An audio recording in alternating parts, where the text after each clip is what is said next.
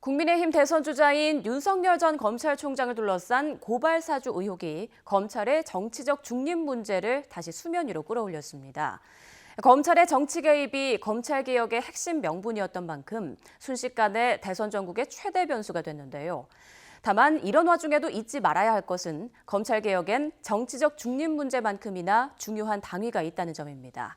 사람, 공간, 시선을 전하는 YTN 인터뷰. 오늘은 검찰개혁 마지막 시간으로 검찰이 개혁의 대상이 될 수밖에 없는 이유를 정리했습니다.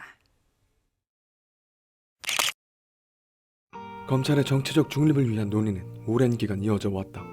문재인 정부는 검찰 인사와 관련해 검찰 인사위원회와 총장 후보 추천위원회 등을 통한 중립성 및 독립성 확보를 국정과제로 내세웠지만 크게 개선되지 못했다. 오히려 적극적 견제 방안인 권한 분리를 통한 중립성 확보에 방점을 찍었다. 공수처와 검경 수사권 조정 등을 담은 형사소송법, 검찰청법 개정이 그 결과다. 그런데 이 안엔 정치적 중립보다 중요한 문제의식이 담겨 있다.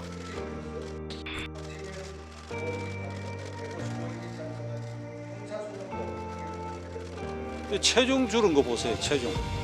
체중 줄은 거 보시죠. 이 현재 박대성 씨 모습이 국가 공권력에 의해서 부당하게 말하자면 처분받거나 억압당할 때 어떻다 하는 게 얼굴에 나타나 있어요. 무소불위의 권한을 가지고 그것을 남용하더라도 제대로 된 처벌이나 책임을 지지 않는 모습을 보면 시민들이 검찰에 대해서 공포감을 느낄 수밖에 없습니다. 권한 행사를 신뢰할 수도 없고 그런 과정이 계속 반복되다 보면은 검찰은 검찰대로 자신의 권한을 두려움 없이 시민들에게 남용할 수밖에 없고 그 과정에서 시민들의 피해도 계속될 수밖에 없습니다. 검찰 개혁을 지금이라도 늦출 수 없는 이유입니다. 시민들에 대한 권한 오남용 문제가 검찰이 권력으로부터 독립한다고 해서 해결되지는 않는다. 응당 권한을 제한하는 것이 상식적이다. 올해 시행에 들어간 공수처 및 검경 수사권 조정은 권한 분리의 시작이다. 피의자 신문조서 증거능력 제한 규정의 경우는 유예기간을 거쳐 내년 1월 1일 시행을 앞두고 있다. 지금까진 검찰이 작성한 조서가 경찰의 것보다 우월하다고 여겨져 피고인이 법정에서 진술을 번복해도 증거로 채택될 수 있었다. 검사실이라는 위축된 공간에서 이뤄진 진술이 법정보다 우선했다는 말이다. 앞으로는 피고인이 조서 내용을 인정해야만 증거가 된다. 분명 의미 있는 진일보지만 다른 시선도 있다. 진술이 결정적 증거인 경우 법정에서 피고인이 진술을 뒤집으면 유죄 입증이 어려워진다는 것이다. 검사의 책상에서 유죄 판결이 결정되었다 이런 말이 있었습니다. 검사 앞에 조서를 쓰게 되면 이 조서를 법정에서 부인하기 어려워요. 따라서 자백 편중의 수사가 생기게 되고요. 자백이 편중됨에 따라서 공판에서 다툰다고 하는 공판 중심주의는 사실상 형해화될 수밖에 없었죠. 그래서 이 제도가 시행되면은 앞으로 이제 수사에서 자백 이외의 인적 증거나 다른 물적 증거를 확보하기 위한 특히 경찰의 노력이 많이 필요하다고 할 수 있겠습니다. 참여연대는 지난 7월 검찰개혁을 비롯해 문재인 정부 개혁 과제에 관한 평가 보고서를 내놨다. 공수처의 경우 공수처장 임명 절차의 정치적 중립성 약화, 수사 및 기소 범위의 제한, 작은 조직 규모 등을 한계로 지적했지만 여러 어려움 속에서도 권한 분리를 위한 기관을 출범시켰다는 점에서 좋은 평가를 받았다. 검경 수사권 조정은 검찰의 직접 수사 범위가 여전히 넓고 상하관계를 협력관계로 바꾸겠다는 본래 취지에 제대로 부합하지 못했다고 평가했다. 검경 수사권 조정의 경우에 거의 50년 가까운 세월 만에 처음으로 견제라는 것을 시작한 것이거든요. 그래서 그 자체로 상당한 의미가 있다라고 생각을 합니다.